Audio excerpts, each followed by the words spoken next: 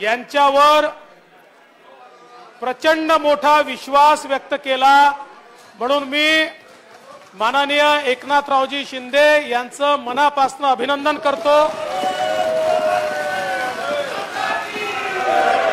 या सभागृहात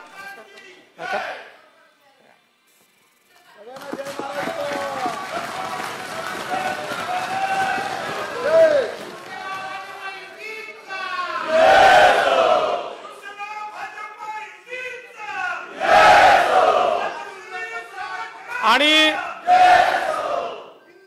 ज्या सदस्यांनी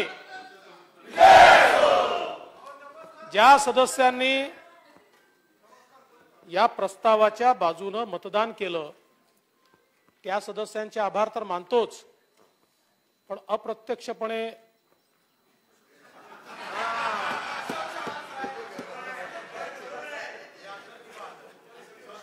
वडेट्टीवार साहेब आभार तर मानू दे, असं काय चव्हाण साहेब तुम्ही असं आभार तर मानले पाहिजे ना। त्यामुळे ज्या सदस्यांनी अप्रत्यक्षपणे हा प्रस्ताव प्रचंड मताने पारित व्हावा याकरता बाहेर राहून मदत केली,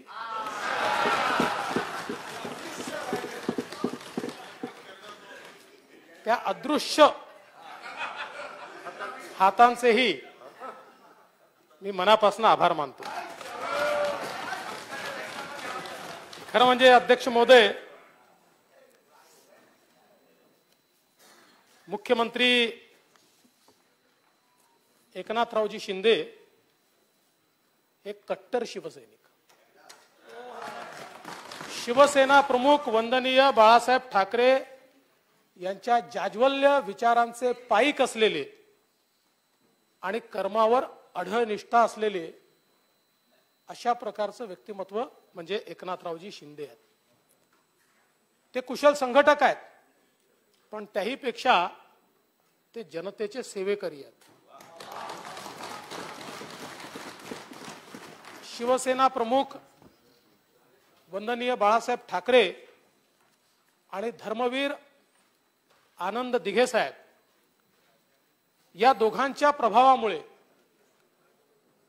80च्या दशकामध्ये, साधारण 1980 मध्ये शिंदे साहेबांनी शिवसेनेमध्ये सक्रिय काम सुरू केलं आणि एका साधा कार्यकर्ता, शाखा प्रमुख इथपासनं तर वेगवेगळ्या जबाबदाऱ्या पार पाडत आज राज्याचे मुख्यमंत्री म्हणून या ठिकाणी त्यांनी जबाबदारी सांभाळली। खरं म्हणजे धर्मवीर आनंद दिघेंनी 1984 मध्ये शिंदे साहेबांची किसननगर शाखा प्रमुख म्हणून त्या ठिकाणी नियुक्ती केली आणि त्यानंतर दिघे साहेबांच्या नेतृत्वात अनेक आंदोलनांमध्ये त्यांनी सहभाग घेतला।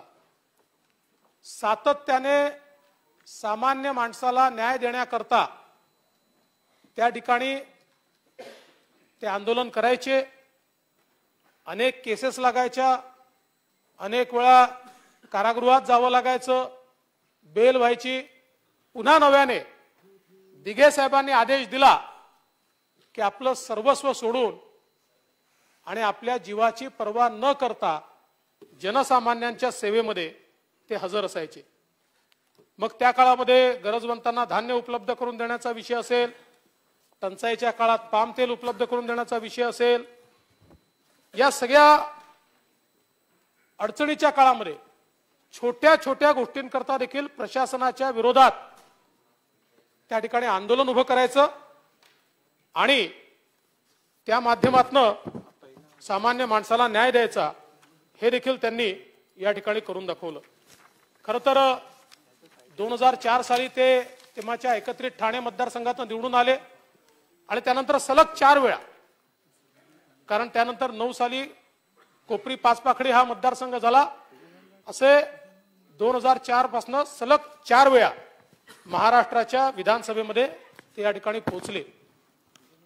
खरं म्हणजे मागच्या काळामध्ये माझ्यासोबत मंत्री म्हणून देखील त्यांनी काम केलं, पण याही पेक्षा सगळ्यात महत्त्वाचं काही असेल तर त्या काळामध्ये सीमा प्रश्नावर जे काही आंदोलन झालं, भुजबळ साहेब आपण त्यामध्ये होतात, या आक्रमक आंदोलनामध्ये एक प्रकारे त्यांनी एक नेता म्हणून आपला दबदबा त्या काळात तयार केला.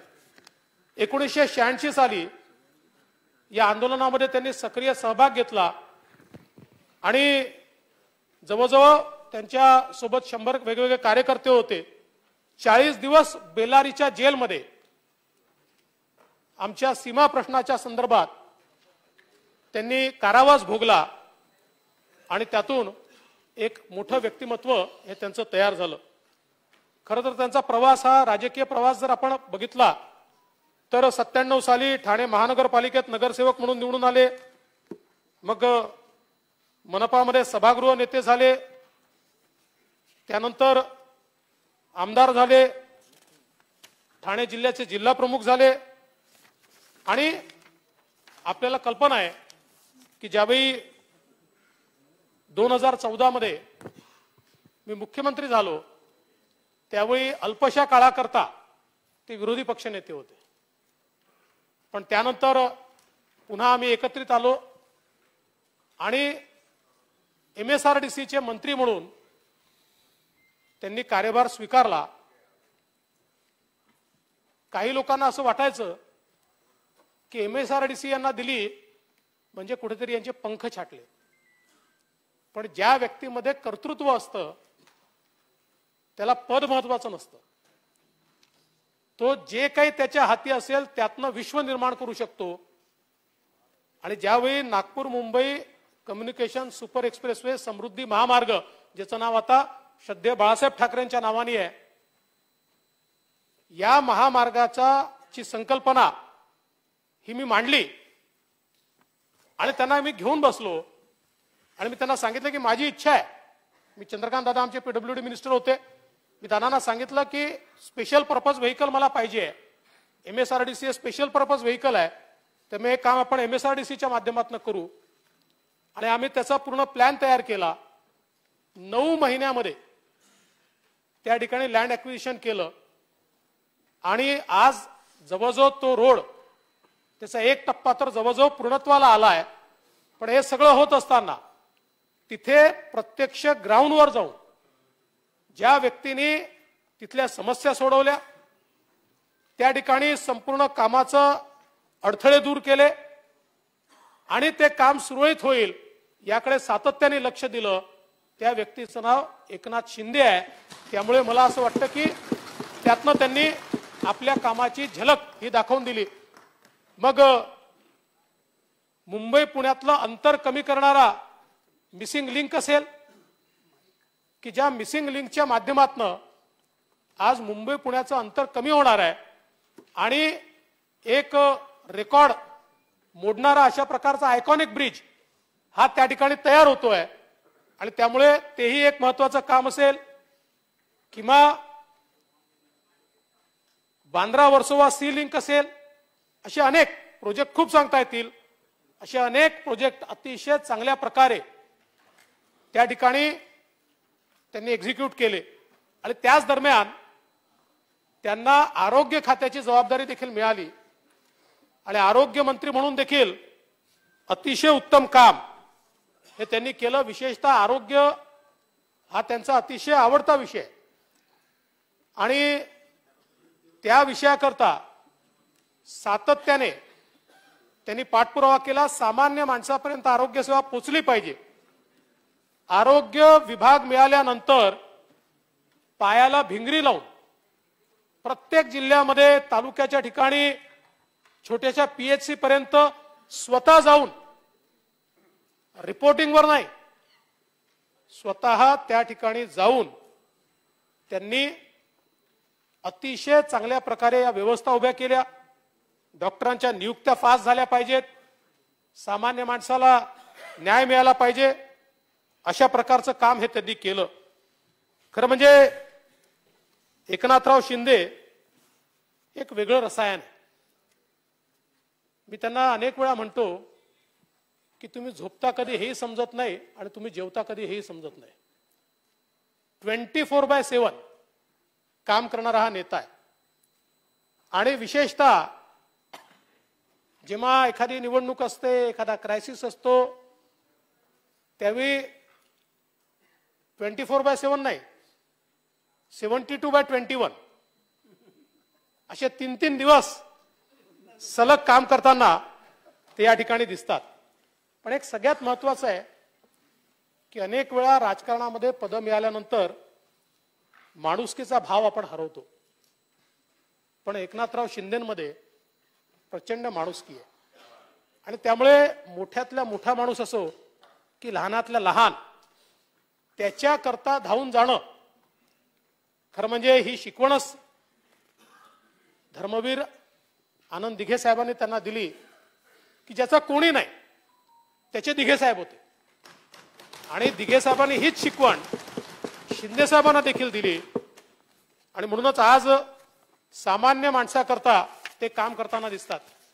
परवा आम्ही आपत्ती व्यवस्थापनाची मीटिंग घेतली, त्यावेळेस सगळे सांगत होते की आता आमची लाईन 24/7 चालू राहणार, आम्ही 24/7 आपत्ती व्यवस्थापना करता तयार असणार.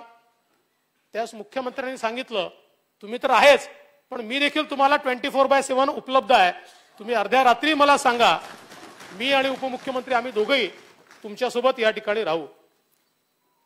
मला आठवतं की आमच्या सरकारच्या काळात नंदुरबारहून जो आदिवासींचा मोर्चा आला होता, आमचे गिरीश महाजन त्यावेळी त्या मोर्चाच्या करता समोर गेले होते. पण त्याची व्यवस्था वेगवेगळ्या ठिकाणी ठाणे जिल्ह्यामध्ये किंवा हे आपल्या सरकारवर मोर्चा आणतायत, पण हे आपले बांधव आहेत, त्यांच्या काही समस्या आहेत त्या आपण ऐकून घेतल्या पाहिजेत. आणि म्हणून त्यांची व्यवस्था, नाशिकच्या मोर्चाची व्यवस्था ही या ठिकाणी मोठ्या प्रमाणात त्यांनी केली. नंतर गिरीश भाऊंनी स्वतः जाऊन त्या ठिकाणी जे काही त्यांचं म्हणणं होतं ते ऐकून घेतलं. पण सरकार हे संवेदनशील असलं पाहिजे. कोणी आंदोलन करताय म्हणून ते आपले विरोधक आहे असं मानणं योग्य नाहीये. आंदोलक त्यांचा मुद्दा मांडतात, कधी कधी ते आक्रमक झाले तर आपल्याला कारवाई करावी लागते, पण आमच्या विरुद्ध एक शब्द बोलला तर आम्ही ऐकून घेणार नाही, आमच्या विरुद्ध एक पोस्ट लिहिली तर आम्ही ऐकून घेणार नाही, आमच्या विरुद्ध काही बोललं तरी आम्ही उचलू आणि तुम्हाला जेलमध्ये टाकू. ही जी काही अवस्था आपल्याला काही काळ पाहायला मिळाली, ही अवस्था काही फार चांगली नाही. मी त्यालाही काही दोष देत नाही, पण एवढंच सांगतो की लोकशाहीमध्ये जो दुसरा आवाज आहे, तुम्हाला पटो का न पटो, पण तो आवाज ऐकून घेतला पाहिजे आणि त्याच्यावर प्रत्युत्तर देखील दिलं पाहिजे. प्रत्युत्तर द्यायला काही हरकत नाहीये. मला आठवतं की महालक्ष्मी एक्सप्रेस पुरामध्ये अडकली होती. तात्काळ माझ्यासमोर त्यावेळी नाव आलं ते शिंदे साहेब आणि रवींद्र चव्हाण यांचं, आणि यांना मी तात्काळ सांगितलं की तुम्ही जा. त्या दिवशी माननीय उद्धवजींचा वाढदिवस होता, पण मी त्यांना सांगितलं मी उद्धवजींशी बोलतो, तुम्ही सगळे कार्यक्रम सोडून त्या ठिकाणी जा. आणि शिंदे साहेब, रवींद्र चव्हाण त्या ठिकाणी पोहोचले. अगदी बोटीमध्ये साप घुसत असताना देखील त्या बोटीतनं प्रवास करून त्या ठिकाणचे जे प्रवासी आहेत त्या प्रवाशांना बाहेर काढलं. काही पत्रकार देखील त्या ठिकाणी अडकलेले होते. त्या पत्रकारांनी प्रत्यक्ष ही सगळी घटना बघितली आणि त्यांनी देखील नमूद केली की ज्यावेळी अनेक प्रशासनातले लोक देखील हिम्मत करू शकत नव्हते, अशा वेळी या लोकांना पुरातनं बाहेर काढण्याचं काम हे शिंदे साहेबांनी केलं. कोल्हापूरच्या पुराच्या वेळेस देखील मोठ्या प्रमाणात स्वतः जीवनावश्यक वस्तू प्रोक्युअर करून त्या कशा आपल्याला लोकांपर्यंत पोहोचवता येतील हा प्रयत्न त्यांनी केला. रोज आजही नित्यनेमाने 400-500 लोकांना ते भेटतात. शिंदे साहेबांना मी एकच गोष्ट या निमित्ताने सांगितली की मुख्यमंत्री तुम्ही आहात, त्यामुळे मुख्यमंत्र्यांनी थोडी वेळ पाळली पाहिजे. आणि ती याकरता सांगितलं की पब्लिकचा माणूस आहे, पब्लिक दिसली की रमतात. त्यामुळे लोकांनी घेरलं की त्यांचे सगळे समस्या सोडवल्याशिवाय ते काही बाहेर पडत नाही. त्यांना सांगितलं आता थोडं स्ट्रक्चर्ड करा, आणि मला असं वाटतं की त्यांनी ती सुरुवातही केली आणि मला विश्वास आहे की आता येत्या काळामध्ये एक अतिशय यशस्वी मुख्यमंत्री म्हणून ते काम करतीलच. पण यातलं महत्त्वाचं आहे, कोणाच्या घरचा छोट्यातला छोटा कार्यक्रम असेल तर दिवसभरात वेळ काढून तिथे जायचं. अगदी सकाळी 4-4 वाजता त्यांच्या घरचं सगळं संपलं असलं तरी त्यांना उठवून, बाबा तुम्ही काल निमंत्रण दिलं होतं, आज मी पोचलो, अशा प्रकारे. पण त्यांना देखील आनंद आहे. आणि मला असं वाटतं की कमी बोलायचं आणि काम अधिक करायचं. अनेक वेळा शांत चित्ताने ते बसले असतात. प्रचंड पेशन्स त्यांच्यामध्ये आहे. आणि हा जो सगळा पेशन्स आहे याच्यामुळेच मला असं वाटतं की हा संपूर्ण आज जो काही त्यांची ही जडणघडण आहे ती त्यातनंच या ठिकाणी झाली आहे. खरं तर साताऱ्याचा त्यांचा जन्म आहे आणि ठाण्यामध्ये त्यांची कर्मभूमी आहे. पण त्याच्या वैयक्तिक जीवनात देखील खूप अडचणींचा सामना त्यांना करावा लागला. अतिशय बेताच्या परिस्थितीमध्ये संपूर्ण नेतृत्व उभं केलं आणि अतिशय दुःखद घटना त्यांच्या वैयक्तिक जीवनात घडली. 2 मुलं ही अपघातामध्ये गेली आणि त्यावेळी संपूर्ण कुटुंब अक्षरशः तुटून गेलं होतं. जीवनातलं आपल्या सगळंच संपलं अशा प्रकारचा भाव त्यांच्यामध्ये आणि संपूर्ण कुटुंबामध्ये तयार झाला होता. त्यावेळी धर्मवीर आनंद दिघे साहेबांनी त्यांना त्या ठिकाणी ऊर्जा दिली, त्यांना प्रेम दिलं आणि तिथनं आनंद दिघे साहेबांनी त्यांच्यातलं खरं नेतृत्व उभं केलं. आणि त्या नेतृत्वाने शेवटी स्वतःच्या घरापेक्षा समाजाचा विचार केला पाहिजे अशा प्रकारच्या भावनेतनं एक मोठं कार्य या ठिकाणी सुरू केलं. खरं म्हणजे त्यांना शेतीची आवड आहे. स्ट्रॉबेरी, सफरचंद याचे बगीचे त्यांनी लावले आहेत. आणि जेव्हा थकवा येतो, ताण येतो, त्यावेळी ते गावी जातात. गावी जाऊन पुन्हा तयार होतात. आणि अलीकडच्या काळात त्यांना थकवा मिटवण्याकरता नातू आहे. त्यामुळे नातवामुळे त्यांचा थकवा हा आपल्याला मिटताना दिसतो. पण एक सामान्य कार्यकर्त्याची कशा प्रकारे काळजी ते घेतात याचे एक उत्तम उदाहरण म्हणजे एकदा एका कार्यकर्त्याचा कार्यक्रम घेतला होता. त्यांना अचानक चिपळूणला जावं लागलं. कार्यकर्त्यांनी फोन करून सांगितलं की साहेब माझी बेइज्जती होईल, 5 मिनिटं तरी या. 6 तास प्रवास करत कार्यक्रमात आले, 10 मिनिटं कार्यक्रम केला आणि पुन्हा 6 तास प्रवास करत त्या ठिकाणी चिपळूणला गेले. ही कार्यकर्त्याच्या प्रती जी काही एक प्रेम भावना आहे ही अत्यंत महत्वाची आहे. खरं म्हणजे एक गोष्ट अजून आपण या ठिकाणी नमूद केली पाहिजे की लहानपणी गरिबीमुळे त्यांना शिक्षण सोडावं लागलं आणि त्यामुळे त्या काळात 10वी पर्यंतच ते शिकले. परंतु त्यानंतर संधी मिळाल्यावर वयाच्या 56व्या वर्षी त्यांनी BA ची डिग्री मिळवली आणि 77% गुण घेऊन त्यांनी ग्रॅज्युएशन पूर्ण केलं. त्यामुळे मला असं वाटतं की स्वतः शिकू शकले नाही म्हणून मुलाला त्यांनी डॉक्टर केलं. पण हा जो काही निर्धार आहे हा निर्धार मला असं वाटतं अत्यंत महत्वाचा आहे. खरं म्हणजे जेव्हा महाविकास आघाडीचं सरकार आलं त्यावेळीच मी सांगत होतो की हे सरकार अनैसर्गिक आहे, हे सरकार टिकणार नाही. माझी खूप टिंगलटवाळी झाली. मी एक कविता म्हटली होती, मी पुन्हा येईल.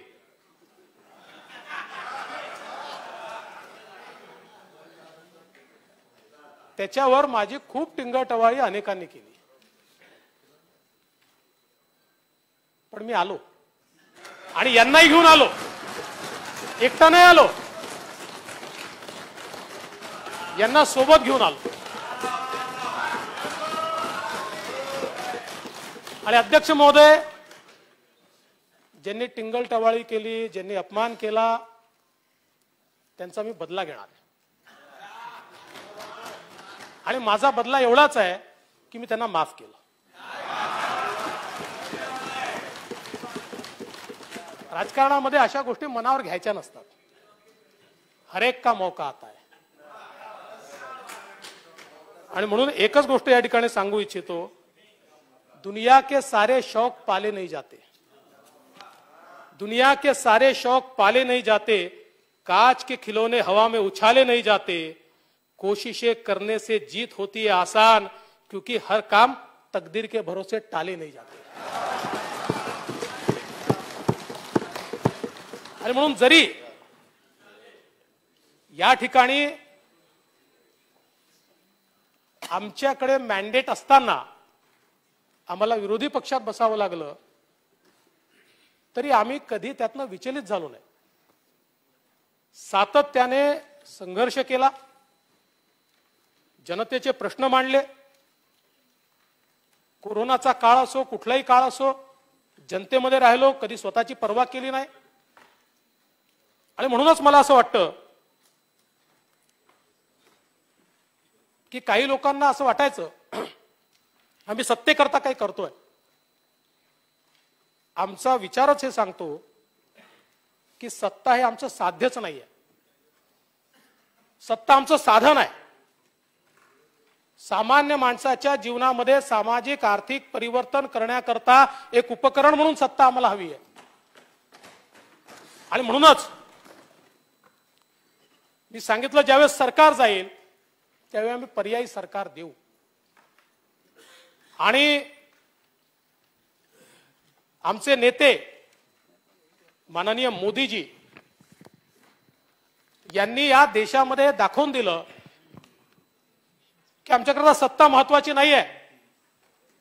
आम्ही जो या ठिकाणी आमची खंत होती ती एवढीच खंत होती की जनतेनं मॅन्डेट दिलं आणि ते मॅन्डेट दिल्यानंतर आमचं मॅन्डेट हिरावून देण्याचा प्रयत्न झाला.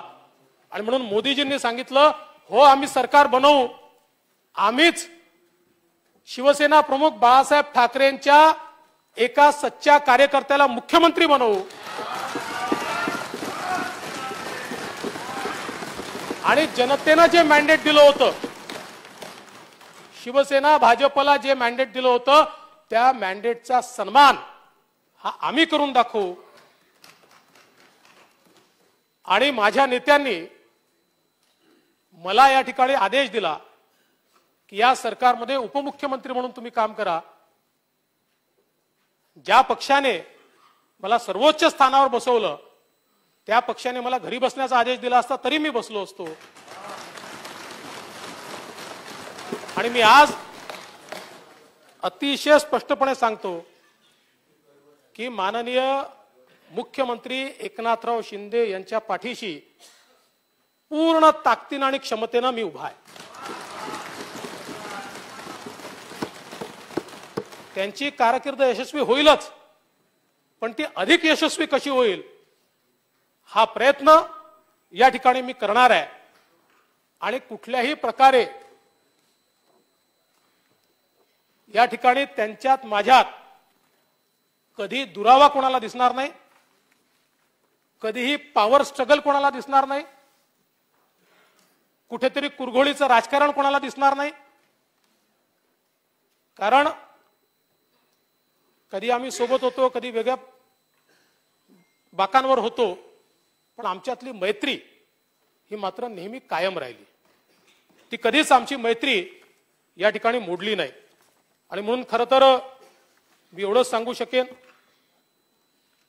मी कोणाला उपमा देत नाहीये, नाहीतर कोणीतरी त्याला उपमेला जोडेल. पण एवढंच सांगतो, जेव्हा जेव्हा धनानंदाची सत्ता निरंकुश होते तेव्हा तेव्हा कुठल्या तरी चाणक्याला चंद्रगुप्त शोधावा लागतो आणि ही निरंकुश सत्ता ही खाली आणावी लागते. त्यामुळे हेच आज या ठिकाणी होताना दिसत आहे. आणि मग अशा या सगळ्या परिस्थितीमध्ये एकदा सरकार बनल्यानंतर मला असं वाटतं की ती मोकळ्या मनाने स्वीकारली पाहिजे. खरं म्हणजे मला आनंद आहे की माननीय शरद पवार साहेबांनी देखील संघाची भूमिका, संघाची शिस्त या संदर्भात गौरवपूर्ण उल्लेख केला. माझा उल्लेख करताना गौरव, मला आनंद आहे त्याचा. त्यांनी मला संघ स्वयंसेवक मी आहेच, मला अतिशय आनंद आहे आणि त्यांनी गौरवपूर्ण उल्लेख केला असं मी त्या ठिकाणी समजतो. त्यामुळे खरंच मी त्यांचेही अतिशय मनापासून आभार मानतो. मनसेचे नेते राज ठाकरे यांनी अतिशय सुंदर पत्र लिहिलं. खरं म्हणजे मी त्याला दुसऱ्या दिवशी उत्तर द्यायचा विचार केला, पण त्यांच्यासारखे शब्द मला सुचले नाहीत. आणि म्हणून मग मी त्यांना फोन करून त्यांचे आभार मानले. आणि लवकरच त्यांचे कारण अजून तब्येत ठीक नाही आहेत, ते नुकतेच बाहेर आले आहेत, अजूनही घरीच आहेत. त्यांची भेट देखील घेणार आहे. मला असं वाटतं की आपण सगळे राजकीय विरोधक आहोत, आपण शत्रू नाही आहोत. मगाशी आता काही लोक इकडच्या लोकांवर ईडी ओरडत होते. हे खरंच आहे, ही मंडळी ईडीमुळेच आली आहे. फक्त ती ईडी म्हणजे एकनाथ आणि देवेंद्र आहे.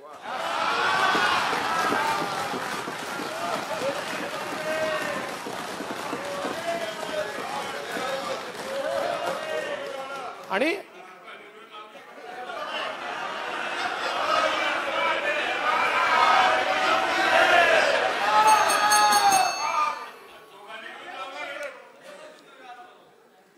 असं नाही आहे, असं आहे, राजकारणामध्ये दोन्ही बाजू असतात. आमच्या एकेका नेत्यावर 30 खटले टाकले हो. आणि काय केस माहितीये, आमच्या एका खासदारावर तर केस अशी टाकली, म्हणजे त्या खासदाराची जर तुम्ही संपत्ती बघितली, त्याच्यावर अशी केस टाकली की माझी गाडी देवदर्शनाला किरायाने नेली होती आणि 5,000 रुपये दिले नाही, म्हणून त्याच्यावर 420ची केस लावली आहे. गिरीश भाऊंवर तर मोकाच लागणार होता, बरं झालं असतं लागला असता तर. म्हणजे असं नाही, पण जाऊ द्या. हनुमान चालीसा म्हटली की घर तोडणार. मी तर सांगितलं मी नशीबवान आहे, मी रोज सरकारच्या विरोधात बोललो तरी माझं घर तोडायला स्कोपच नव्हता, कारण मुंबईत माझं घरच नाही, मी सरकारी घरातच राहतो. आणि नागपूरचं जे घर आहे ते पूर्ण नियमात आहे. पण मला असं वाटतं की ह्या दोन्ही बाजू आहेत, एक बाजू नाही आहे. कित्येक लोक आहेत, कोणी कोणाच्या बद्दल वाईट लिहू नये, अगदी चुकीचं आहे, 100% चुकीचं आहे. पण लिहिल्यानंतर किंवा एखादी राजकीय पोस्ट टाकल्यानंतर 15-15 दिवस, 1-1 महिना लोक जेलमध्ये आहेत. कुठल्या लोकशाहीचं आपण बोलतो, कुठल्या लोकशाहीबद्दल बोलतो? इकडे मात्र सांगायचं की दिल्लीमध्ये तानाशाही चालली आहे. याच्यापेक्षा वेगळी तानाशाही काय असू शकते? 1-1 महिना तुम्ही जेलमध्ये ठेवताय. ते हनुमान चालीसा वाचतो म्हटलं, हनुमान चालीसा वाचण्याचा कार्यक्रम मागे घेतला तरी 12 दिवस जेलमध्ये, महिला खासदाराला 12 दिवस जेलमध्ये. मला असं वाटतं की याच्यावर स्वतंत्र चर्चा करू. त्यामुळे काही इकडच्या व्यथा असतील तर काही इकडच्या व्यथा आहेत. प्रयत्न असा केला पाहिजे की दोन्हीकडच्या व्यथा ज्या आहेत त्या कशा दूर करता येतील. आणि मला एका गोष्टीचा आनंद आहे, आणि मी नेहमी गर्वाने सांगतो की महाराष्ट्रामध्ये दक्षिण भारतासारखी स्थिती नाही आहे. महाराष्ट्रामध्ये आम्ही आजही एकमेकाच्या घरी जाऊ शकतो, एकमेकासोबत जेवण करू शकतो, एकमेकाशी गप्पा मारू शकतो. दक्षिणेतल्या राज्यांमध्ये सत्तारूढ पक्ष आणि विरोधी पक्ष हे एकमेकाच्या रक्ताचेच त्या ठिकाणी म्हणजे खून के प्यासे जसं हिंदीत म्हणतो, अशा प्रकारची परिस्थिती आहे. तिथला इतिहास ऐकला तर यांनी याच्या आजोबाला मर्डर केला होता, त्यांनी त्याच्या काकाचा मर्डर केला होता. सुदैवाने अशी स्थिती आपल्याकडे नाही, अशी स्थिती कधी येऊही नये. सत्तारूढ पक्ष असेल, विरोधी पक्ष असेल, भूमिका बदलतात. 2.5 वर्षापूर्वी वेगळी भूमिका आमची होती, तुमची नंतर वेगळी भूमिका होती, परत आमची वेगळी भूमिका आहे. त्यामुळे सत्ता येते आणि जाते. सत्तेचा अहंकार कधी डोक्यात जाऊ नये. आणि जो व्यक्ती सत्तेवर असतो, मी माझ्या स्वतःलाही सांगतोय, जो व्यक्ती सत्तेवर असतो त्यांनी, म्हणजे आमचे प्रमोदजी नेहमी असं म्हणायचे की जेव्हा धर्मराज युधिष्ठिर हे स्वर्गाकडे गेले आणि त्यांना यक्ष प्रश्न विचारले, त्यावेळी यक्षाने एक प्रश्न त्याला विचारला की धर्मराज युधिष्ठिर, जगातलं सगळ्यात मोठं आश्चर्य काय सांगा? त्या धर्मराज असं म्हणाले की जगातलं सगळ्यात मोठं आश्चर्य हे आहे की जो जन्माला येतो त्याला एक दिवस जायचं आहे, त्याला माहिती आहे, पण तरी तो असा जगतो की जणू काही तो अमरत्व घेऊन आलाय, त्याला कधी जायचंच नाही आहे. मग प्रमोदजी म्हणायचे की राजकारणातही असंच आहे. जो निवडून येतो त्याला माहिती असतं 5 वर्षानंतर आपल्याला परीक्षा द्यायची आहे, पण अनेक वेळा तो असा वागतो की जणू काही जन्मभराकरता तो निवडून आलाय. त्यामुळे आमदार असो, मंत्री असो किंवा मुख्यमंत्री, उपमुख्यमंत्री कोणी असो, प्रत्येकाला हे लक्षात ठेवण्याची आवश्यकता आहे की उद्या लोकांनाही समोर जायचं आहे आणि कुठेतरी उत्तर देखील त्याचं द्यायचं आहे. आणि म्हणून मी या निमित्ताने या नवीन सरकारच्या वतीनं एवढं आश्वस्त करू इच्छितो की कुठल्याही बदल्याच्या भावनेनं, कुठल्याही आकसानं हे सरकार काम करणार नाही. ज्या मेरिटच्या गोष्टी आहेत, मी काल देखील मला विचारलं सगळं स्थगित करणार का, सांगितलं की काही गोष्टी स्थगित होतील पण मेरिटवर होतील, मेरिट शिवाय होणार नाही. जे चांगले निर्णय आहेत ते सगळे निर्णय आम्ही कायम करू, उलट ते निर्णय कसे पुढे नेता येतील त्याचा देखील आम्ही निश्चितपणे प्रयत्न करू. आणि म्हणून मला असं वाटतं की या संपूर्ण वाटचालीमध्ये एक शिवसैनिक आज राज्याचे मुख्यमंत्री झाले आहेत आणि त्यांचा एकूण जर आपण सगळी कारकीर्द, सगळा स्वभाव, या सगळ्या गोष्टी बघितल्या तर मला विश्वास आहे की राज्यामध्ये एक डेफिसिट तयार झालं होतं नेत्यांच्या उपलब्धतेचं. ही माझी टीका नाही आहे, कोणावरही नाही आहे, पण तरी देखील लोकांना आपले नेते आपल्यात हवे असं सातत्याने वाटत होतं. आता येत्या काळामध्ये हा नेता जनसामान्यांना उपलब्ध असेल. हा नेता मुंबईतच नाही, महाराष्ट्राच्या कानाकोपऱ्यात उपलब्ध असेल. हा नेता एका कॉलवर उपलब्ध असेल आणि शेवटच्या माणसाचे प्रश्न सोडवण्याचा प्रयत्न हा नेता या ठिकाणी करेल. मगाशी जसं मी सांगत होतो, भलेही शेवटच्या कॅबिनेटमध्ये तुम्ही काही निर्णय घेतले, खरं तर राज्यपालांचं पत्र आल्यानंतर जोपर्यंत विश्वासमत प्राप्त होत नाही तोपर्यंत कॅबिनेटची मीटिंग घ्यायची नसते, हा संकेत आहे. तथापि तुम्ही कॅबिनेटची बैठक घेतली, त्या बैठकीत काही निर्णय देखील घेतले, मग तो संभाजीनगरचा असो, तो धाराशिवचा असो, किंवा तो दिबा पाटलांचा असो, किंवा इतरही काही निर्णय असतील. जरीही ती कॅबिनेट संकेताप्रमाणे घेता येत नाही तरी तुम्ही निर्णय घेतले असले तरी मी मुख्यमंत्र्यांची चर्चा केली आणि मुख्यमंत्र्यांनी सांगितलं आपली भूमिका तीच आहे, आपण त्याच भूमिकेचे आहोत, त्याच्यामुळे काळजी करू नका. तुमच्या शेवटच्या कॅबिनेटचे निर्णय पुन्हा कॅबिनेटमध्ये घेऊन ते अफर्म करून आणि ते निर्णय लागू करण्याचं काम हे सरकार या ठिकाणी करेल, हा विश्वास तुम्हाला देतो. आणि पुन्हा एकदा संपूर्ण सभागृहाच्या वतीनं माननीय मुख्यमंत्र्यांचं अतिशय मनपूर्वक अभिनंदन करतो आणि विरोधी पक्षाला देखील या ठिकाणी विनंती करतो की आपलं सहकार्य आम्हाला द्या. आपलं सहकार्य हे अत्यंत मोलाचं आहे, ते सहकार्य आम्हाला मिळावं एवढीच विनंती करून माझं बोलणं संपवतो.